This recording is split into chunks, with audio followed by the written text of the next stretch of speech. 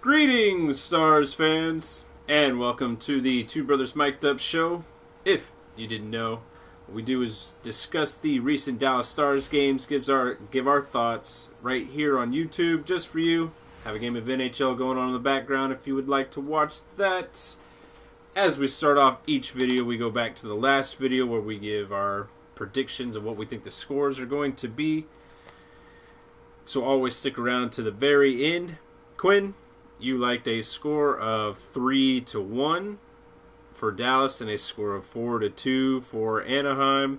I liked a score of 6-4 and a 5-1 score. 6-4 for Dallas, 5-1 for Anaheim. I was kind of close with my Anaheim, but boy was I off on that Stars prediction right there.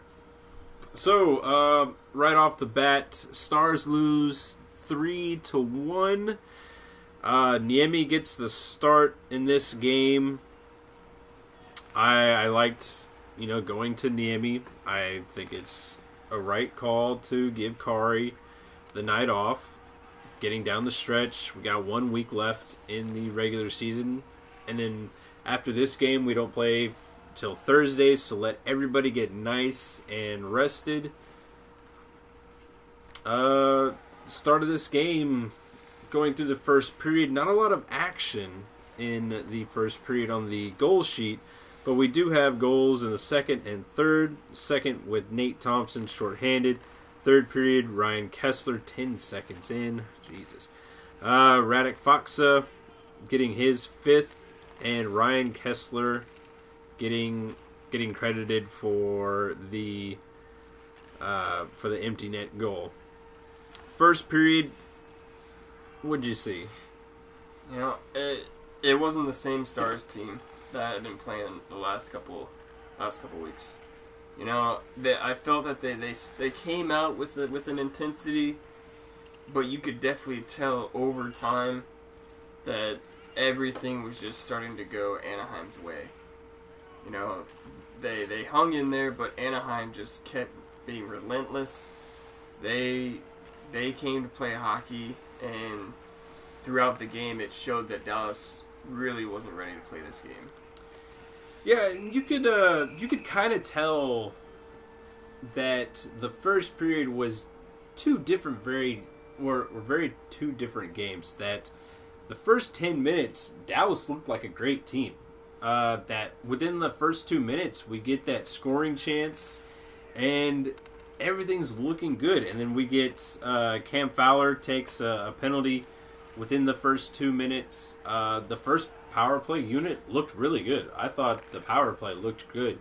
They didn't cash in on it, but I thought it really set a tone for the team going forward that, it looked like they weren't going to let, fatigue kind of settle into their game from the jump. That's what it looked like. But halfway through the second, Anaheim was taking a couple of penalties, and then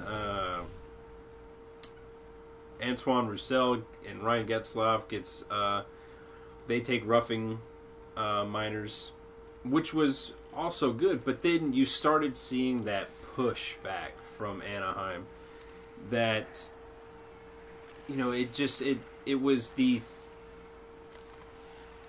it's just how the game was going with because you had the hits 34-19.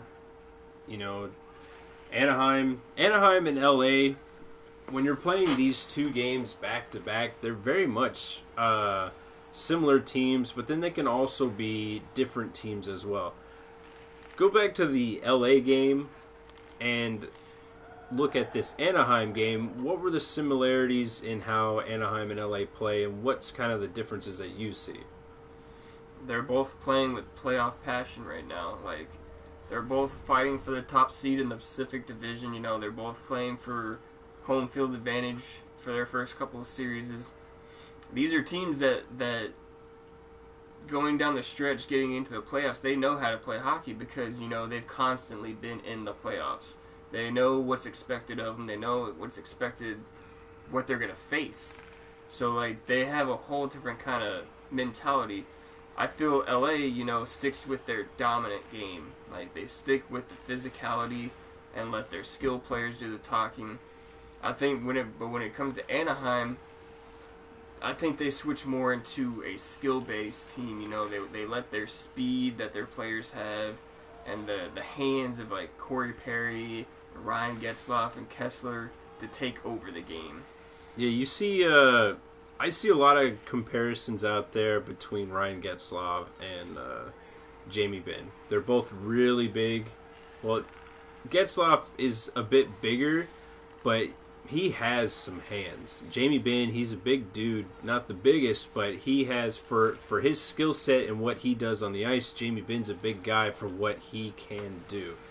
And both captains pretty much do a lead by example sort of thing. They're not out there talking a lot. They want to go out there and show you that they can beat you. And I think that with LA and Anaheim, they are very physical teams. They draw that comparison of they are two big teams. The one advantage that LA has is they have a world-class goaltender. Anaheim's goaltending situation is kind of like St. Louis's situation, that sometimes their goalies can kind of taper off, but then they can catch lightning in a bottle and go on a tear for like 15 games. So there's a little bit of the difference. I think LA overall might be deeper in a sense that everybody on that team can hit. Everybody on that team can kind of take it to you. I think Anaheim's not as deep as LA, but they definitely play with that pride that you were talking about. They definitely start playing that playoff hockey because they've been in the playoffs for almost every year now. The second period comes along and it starts to look like it's kind of chugging along. It's very much let's get through this kind of mentality that I started seeing, which isn't bad necessarily, but it left a lot for wanting more out of this team. Yes, fatigue might have been settling in because they had a physical game in LA and a physical game in Anaheim going on, but this close to playoffs, you kind of don't have any excuses left. Yes, everyone's tired, everyone's kind of banged up. You're about to get like 3 days off. Why not go out there and put everything you have out there? But we did see some chances in the first period. We saw the Nichushkin breakaway in the second, which, I mean, that sums up Nichushkin. He could break in, but then it's like he just doesn't know how to finish. And then you see Patrick Sharp. He gets that little jump on the face-off, and it jumps off of his stick and tries to jam it home on kind of like a rebound. But then, let's see what was the time on that goal? 12 minutes and 14 seconds. We get the first shorthanded goal. What'd you see on that? Just complete disregard for hockey. And when I say that, it seemed like nobody knew what they were supposed to do out there, It looked like slump Stars hockey where they're just trying to shoot the puck in, do the drop pass, they're trying to do passes that they have no sense making, trying to force something through, because they know that if they get this one pass, it's a good chance to go and score. But the chances of getting that pass through are like 1 in 100. So and then you see it perfectly clear on Klingberg. Gives it away once, almost a breakaway. Sharp comes back and knocks it off without taking a penalty. Then 3 seconds later, a stupid behind the back pass to, I don't know who he was passing to. I think he was going to Spezza. But he throws it right to the Anaheim player, and it's off to the races again. Yeah, after kind of like that first breakaway, wouldn't you think that Klingberg would kind of want to like slow it down just a bit, kind of like be like, whoa, okay, we just dodged that bullet. Let's not hurry this thing, because Anaheim has the number one penalty kill and a number one power play. I don't think shorthanded goals really go to that percentage, but they're number one for a reason. You know, they were showing that they were going to be aggressive on just about every possession when it came to them being shorthanded. So slowing things down and not doing this ridiculous behind the back backhand pass that you're not even really looking at, to think that you could get it over, you can do a cross ice spinorama backhand pass to Spezza, kind of seemed a little arrogant. It kind of seemed that Klingberg just got too hurried for no apparent reason. You know, someone was coming on him, but chip it back up to the boards to the right. Like, you had a guy there almost like within 5 feet of you. Dump it off over to that guy instead of going cross ice. I mean, it's easy for us to say this now after the fact, but you have to know that that was just the worst possible thing to possibly do. And it's one of those plays that deserves to be called out. Be like, hey, look,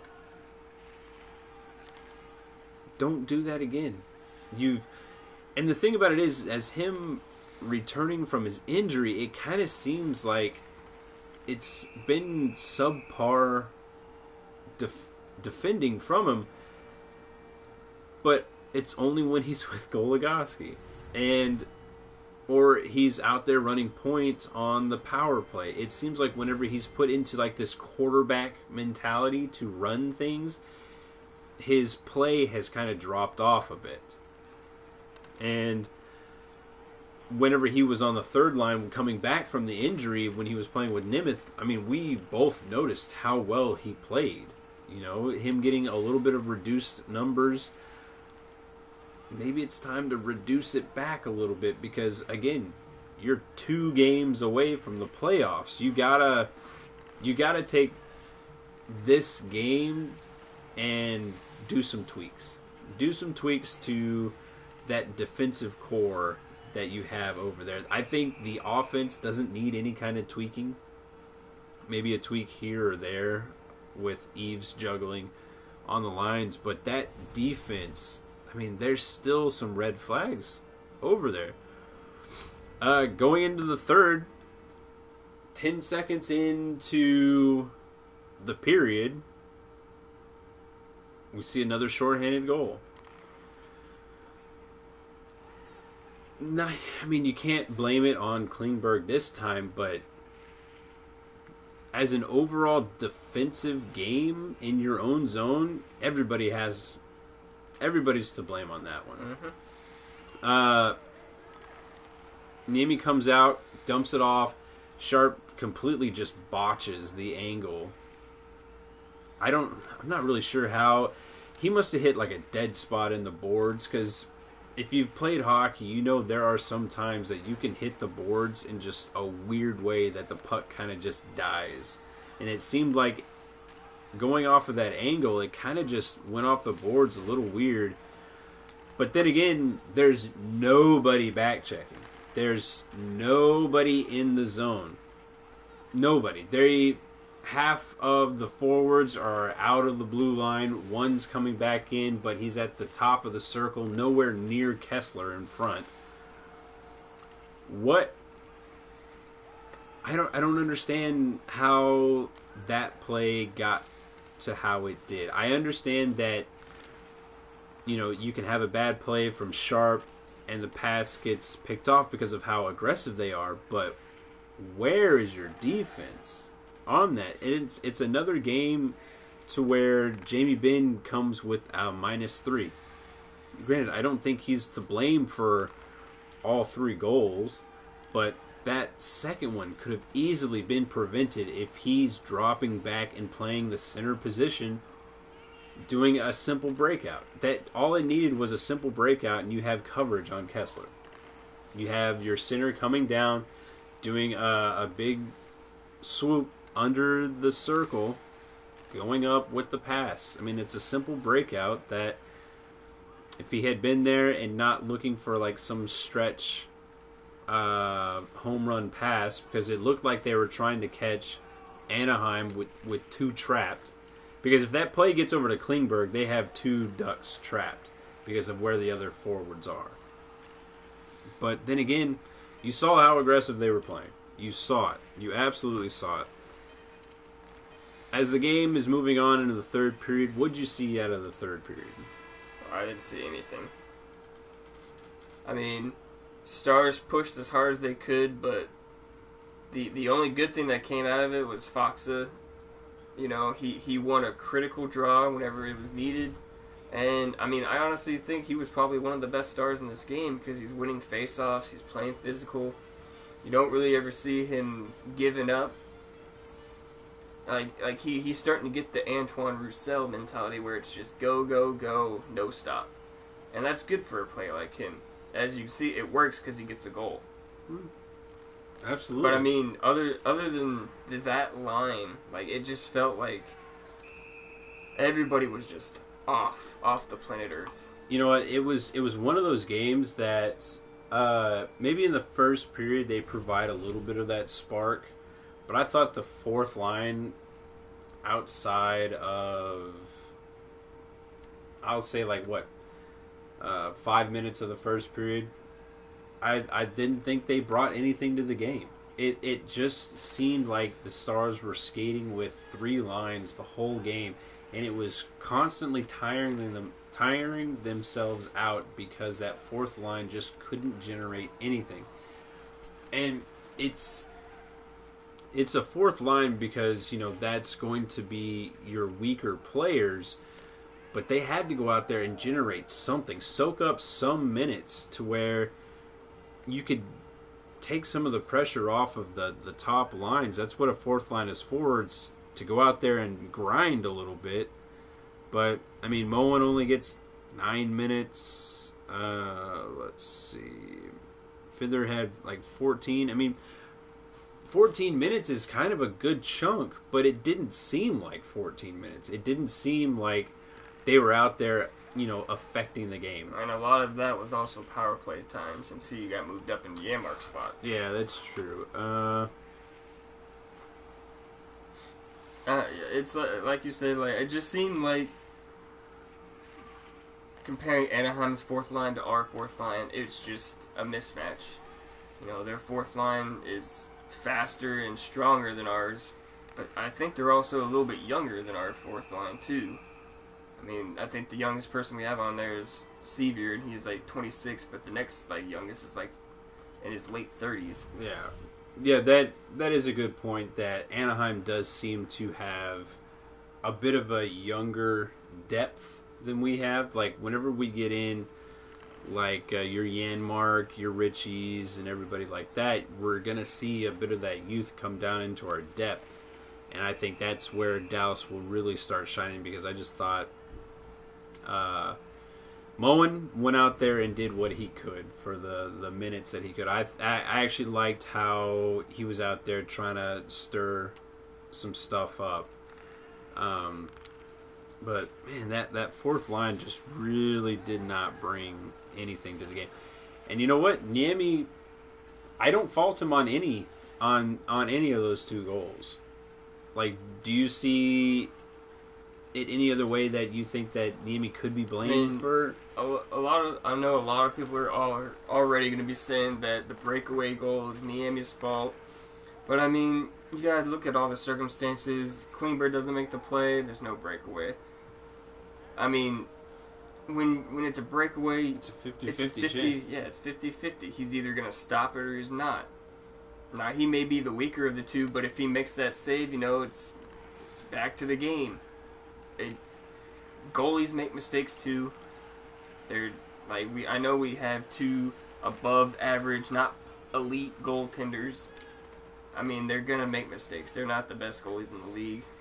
Yeah, but you might have say Niemi kind of bit a little hard, but then again, it's a breakaway. Like it's a 50-50 chance. It's a coin flip. You just never know how it's going to go. And I think a lot of the times, I mean, even the best goaltenders get beat on breakaways. Breakaways are in the favor of the skaters. Especially because with all the YouTube videos and all how player skills are evolving nowadays, you don't know what's going to come in that deke. I mean, hell, Pavel Datsyuk's proved it time and time again that he's always original with his goals that he gets throughout the years. So, I mean, anything's possible. Yeah, with the I guess the Faksa, Roussel, Hemsky line had to be the best line again. I thought they were out there trying to stir things up again. I thought Jamie played a decent game.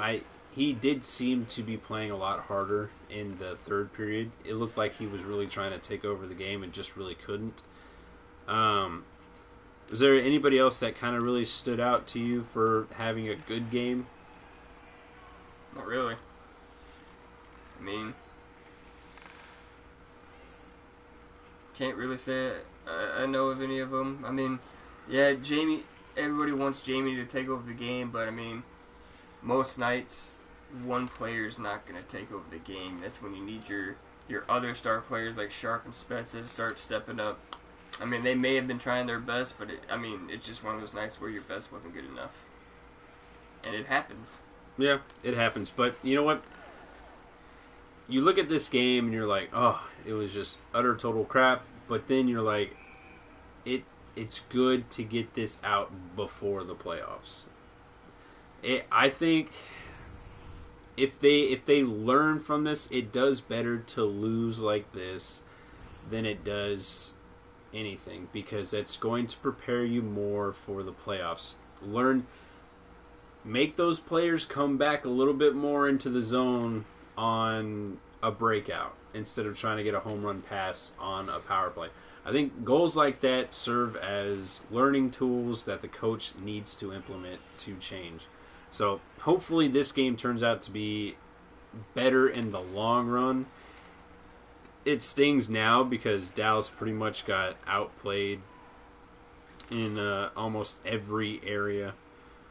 They lost the face-offs, the takeaways. They had more giveaways. They were almost doubled up on hits. Anaheim takes 10 minutes in penalties, and they weren't able to cash in on that, so that has to be a concerning factor. Because after that first playoff, it looked like their power play just kind of disappeared. That first power play, I thought that the first unit looked extremely well. And they came close to getting on the board, but they outshoot Anaheim by one shot, 25-24. So all around, just a bad game. Let's go into the ratings for this game. Would you rate this one? I gave it a D.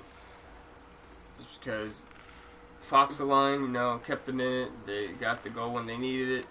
Niemi, I thought, played really good. This game could have easily been so much worse.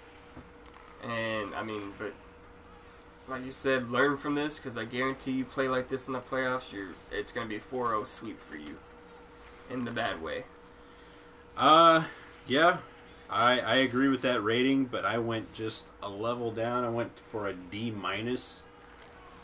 It had the verge of being just complete utter failure if Niemi didn't play as good as he did and gets yanked or something like that. I think that game is an F.